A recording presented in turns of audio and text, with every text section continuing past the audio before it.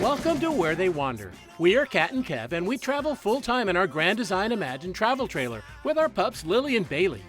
We are leaving New York, which was incredible, and we're heading to Boston, Massachusetts. I'm not gonna lie, getting out of New Jersey and New York was pretty hellish today, but we have come to a boondocker's welcome called the Forge and Oven in Massachusetts, and it has just pretty much made everything worth it.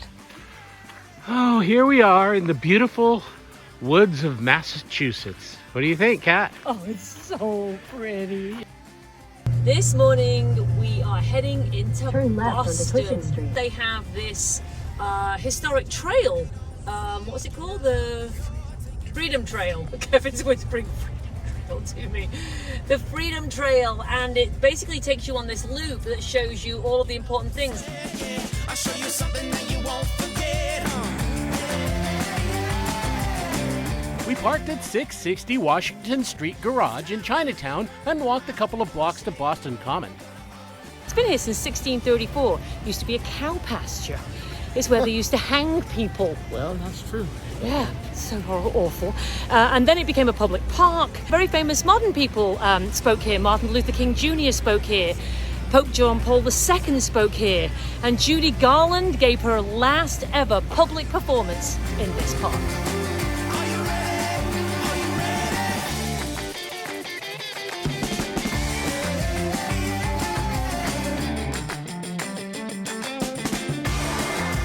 Behind me is the Massachusetts State House. This was built in 1798 and still serves today as the State House of Massachusetts.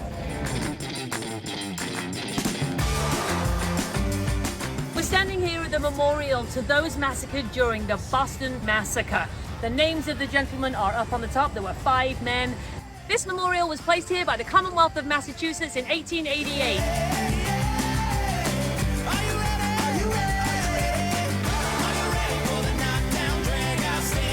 We're now heading to the North Park Street Church. It was built in 1809 and was originally one of the first landmarks that people saw when they came into Boston Harbor. This was the first of many of the buildings on our tour that were sadly closed the day we visited. We continued on to Granary Burying Grounds. We are currently standing in the Granary Burial Ground. So called because there used to be a huge granary mill right next door to this. This is a very famous burial ground. Franklin's parents are buried here, Paul Revere is buried here, and the 5 victims of the Boston Massacre. Established in 1660, there are over 2,300 graves here. James Otis, he is the one who coined the phrase, taxation without representation. John Hancock, probably one of the most famous signers of the Declaration of Independence, simply because his signature was so large. Many of the headstones in this cemetery, or burying ground as they call it, have skull and crossbones. This predates the Revolutionary War, and this was the Puritans reminding the living that death was coming. The ones behind the one with the skull and crossbones have the skull and wings. After the Revolution, the skull was replaced with a cherub face. So a little less the one scary. Next to it has the skull and the wings. Oh, look at that, yeah, this is cool. This would be after the Revolution. Robert Payne, another signer of the Declaration of Independence. One more signer of the Declaration of Independence, and obviously a very famous brewer. Christopher Snyder was a young boy and was considered to be the first killed in the American Revolution. He was 11 years old when he was shot and killed by Loyalist Ebenezer Richardson in Boston on February 22, 1770. Samuel Adams called Christopher the first martyr of American liberty and arranged for his funeral, which was attended by more than 2,000 people, and the victims of the Boston Massacre are buried nearby. Temple Baptist Church. This was the site of what, Kev? It was the first integrated church in America, 1839.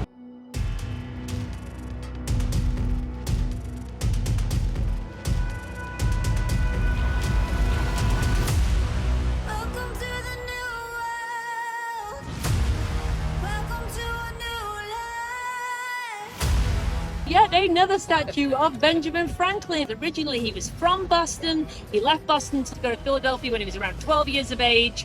He helped to write the Declaration of Independence with Thomas Jefferson, but he's here because this was the site of the first ever public school, and he attended this school. This was the old City Hall. It is now a steakhouse, which is kind of sad, but it's very beautiful.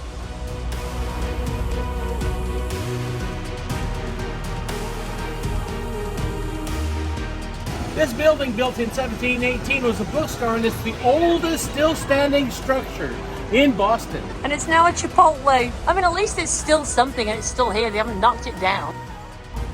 The Old South Meeting House was built in 1729. In 1773, over 5,000 colonists met here. And what did they plan? They planned the Boston Tea Party from this spot right here. Stops 9 and 10 on the trail are the Old State House and the site of the Boston Massacre. Built in 1713, the Town House acted as a merchants' exchange on the first floor, and the second floor was the seat of colonial state of government through the 1700s. In 1776, from that balcony right there, they read the Declaration of Independence for the first time and proceeded to tear down the unicorn and the lion, because those are the symbol of the crown. Keep it down, time's running out. Here we go. Come with me now. Stand up and shout. Let them all know. We're gonna let them all know. This is Faneuil Hall. It was built in 1742 by Peter Faneuil, Boston's wealthiest merchant, and it was gifted to the city. This was a meeting hall. It was where they first protested against the Sugar Act in 1764 and established the doctrine of no taxation without representation. There's a statue of Samuel Adams here, and that's because this is where he rallied the citizens of Boston to the cause of independence from Great Britain in this hallowed hall, and George Washington toasted the nation here on its first birthday. Looks like Diagon Alley down here. Old town, Yes, some of these bars and pubs, restaurants have been here since the 1700s. Ebenezer Hancock's house was built in 1767.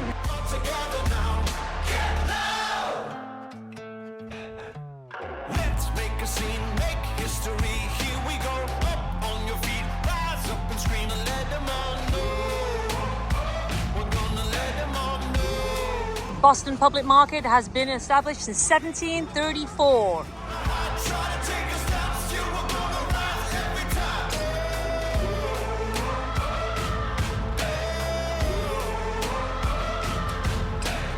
We got the power. We got the power. Get out. Let's start a revolution. Stand up. This here is Paul Revere's house. This is actually his house. It was built in 1680, and Paul Revere lived here from 1770 to 1800. Famous for the midnight ride, Paul Revere left this house on the night of April 18, 1775, after seeing two lanterns in the steeple of the Old North Church. He rode to Concord to save the lives of John Hancock and Samuel Adams, both wanted by the British. Stay tuned as we're heading to Concord Battlefield at the end of the video.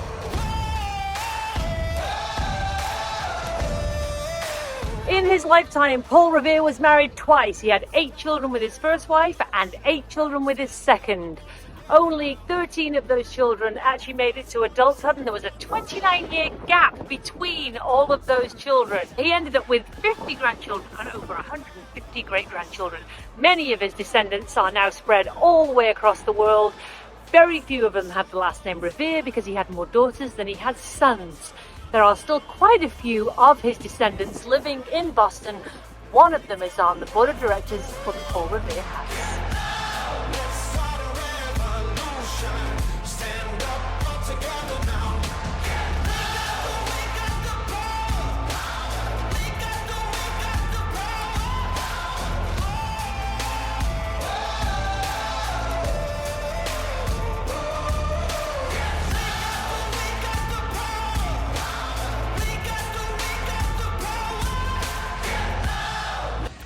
This is the Old North Church. It is an Episcopal church, and it was established in 1723. Not long after Catherine was born. This is still a working church. We will rise up like giants stand tall. Mountains will move and towers will follow. Change is gonna come. Look straight ahead, my face towards the sun. We will get through and we'll overcome. All change is gonna come. So sadly we can't go in the church today because there is a graduation taking place. It is the graduation of a local trade school, but this is not an everyday trade school. It is a trade school where they learn old crafts like cabinet making and bookbinding, etc. How beautiful is that?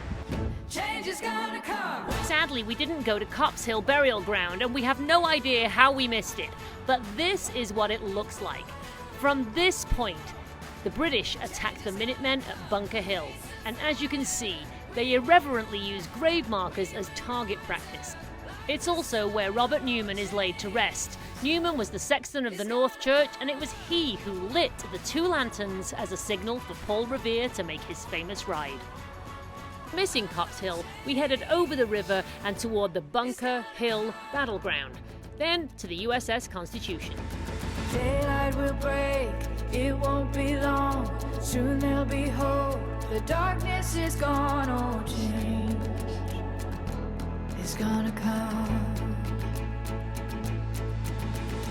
We'll find the strength to carry on. The war has been fought, the battle's been won, oh, change is gonna come.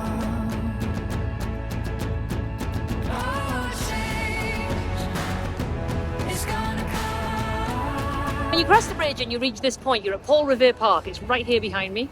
Okay, when you cross this street, you have 2 options. You can either go to your left and go up to Bunker Hill. Now, if you are a Revolutionary War or just a history fan, that is a huge, important place. So head to your left if you don't want to miss Bunker Hill. If you just want to go to the Constitution, you stay to the right from here. Change is gonna come, face the fire. We won't run, we will rise up like the sun. Oh, change is gonna come. When you do the Freedom Trail, you will notice that you are basically walking in a mass of people who are all doing the same thing, all looking at the same thing, all visiting the same thing, and you know, it's cool. But once you cross the bridge toward the Constitution, there's nobody. No, not really. There's nobody left on the trail. So you apparently have to be pretty committed to finishing this Freedom Trail to go and visit the USS Constitution. But that's what we are. We've now pretty much left downtown Boston. This is the area called Charleston, and this is Winthrop Square.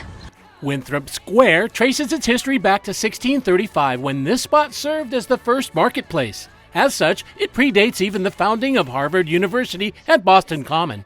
The park is one of the oldest parks of its kind in the entire country.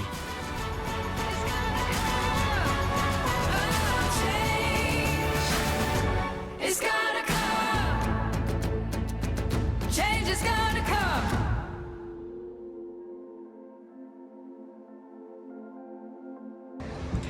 This here is called Breed Hill. The battle that took place here is more often referred to as the Battle of Bunker Hill, but most of the fighting actually took place here at Breed Hill.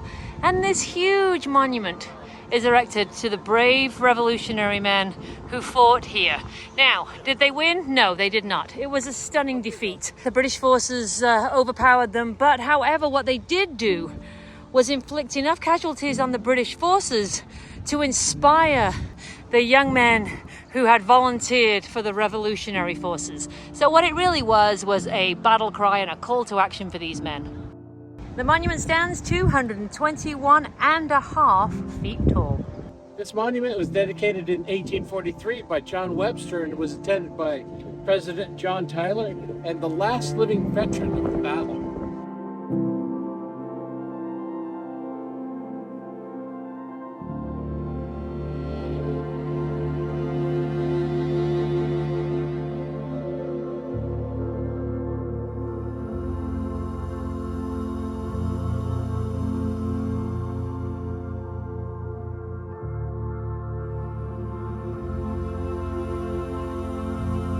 It is the oldest naval vessel still in use by the US Navy.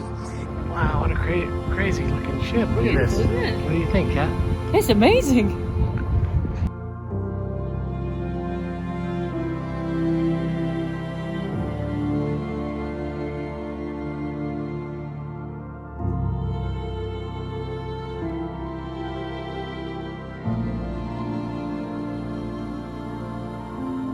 Permission to come aboard. Go aboard, sir.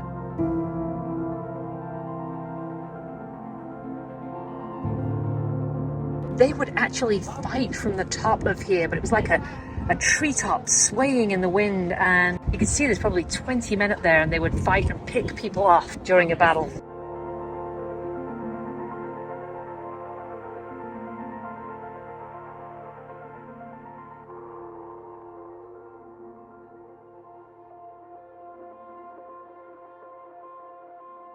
Now you may wonder, who steered this huge ship? Well, it wasn't the captain, it wasn't the lieutenant, or even the man who set the course. It was the seaman. Every able-bodied seaman must be able to steer the ship.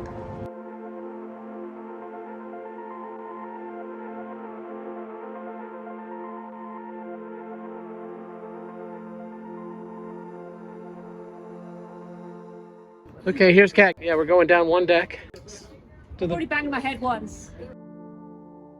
We've come down one level and look, 1, 2, 3, 4, 5, 6, 7, 8, 9, 10, 11, 12. I think there's 15. I think there's 15 cannons. Look at this.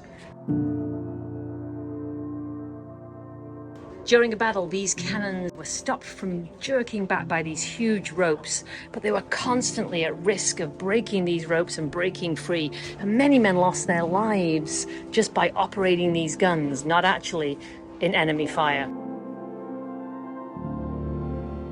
This is where they stored the grog. Grog was actually whiskey and water. It was to be served just before meals. Probably sanitized the water, to be honest. Watch your head in here. How many cannons did you count? I thought I don't counted know. 16 on either side.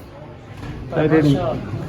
Okay, how many cannons are there in total? So we are 44 gun frigates. We always had 44 guns. We're often very more than that. Does your ship have a nickname?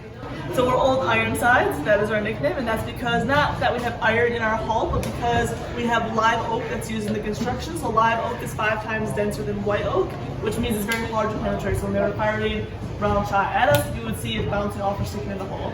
And that's how we got the nickname. The ship is going to be 225 years old this year. Looks like perhaps these were the captain's quarters. There's a bed in there that you can't actually see because there's a lectern in front of it. Table and chairs here, perhaps where they would meet or eat meals. Here we have the sleeping quarters. The crew was actually split into 2, so half the crew would sleep and half the crew would operate the ship. And they slung on these hammocks. I can imagine that was not particularly comfortable.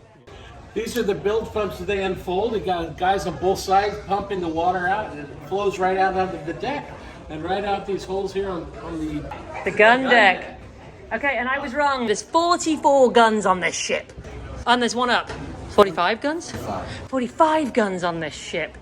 The USS Constitution was launched on October 21st, 1797, and has fought in many battles to protect the United States. After over 200 years of service, the USS Constitution remains in commission in the U.S. Navy. Today, the ship calls the waters of Boston Harbor home, but they still sail to an Army base at least 7 times a year along the shore here and give a 21-gun salute.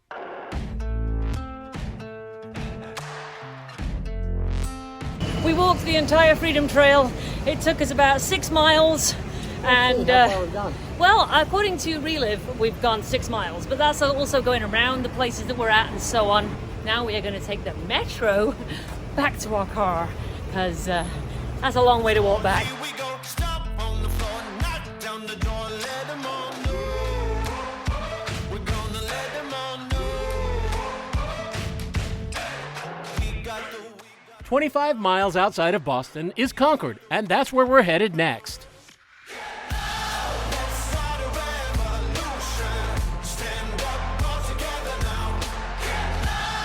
We're now in Concord at the battlefield. Now, although there had been skirmishes before, this is the birthplace of the Revolutionary War. This was the first time that the colonists were ordered to fire on British troops. So although there had been fighting, it had never actually been ordered. Let's make a scene, make history. Here we go, up on your feet, rise up and scream and let them all know. Here on the 19th of April 1775 was made the first forcible resistance to British aggression. On the opposite bank stood the American militia. Here stood the invading army, And on this spot, the first of the enemy fell in the war of that revolution which gave independence to these United States. The power. We got the power. Let's start a revolution. The command that was given here by Major John Buttrick of Concord issued the fateful command, "Fire, fellow soldiers, for God's sake, fire." And it was the first time colonists were ordered to fire upon the army of their king. Here I am, standing on the side that the British were on. Kevin's on the bridge. That is the North Bridge. Stand up all together now. We're now on the opposite side of the bridge, and this was the battle area. There were around 400 militia and 100 British soldiers. You have to remember, these were not trained soldiers. They were the local militia. These actually turned into our National Guard, but they were the Minutemen. And these guys stood against the British, one of the strongest and most well-trained military in the world. This says right here, "By the rude bridge that arched the flood, their flag to April's breeze unfurled. Here once the embattled farmer stood and fired the shot heard round the world." What was once the site of a battle, the beginning of a revolution, is now a beautiful park. Thanks for watching, guys. We hope you've enjoyed this episode in Boston and Concord.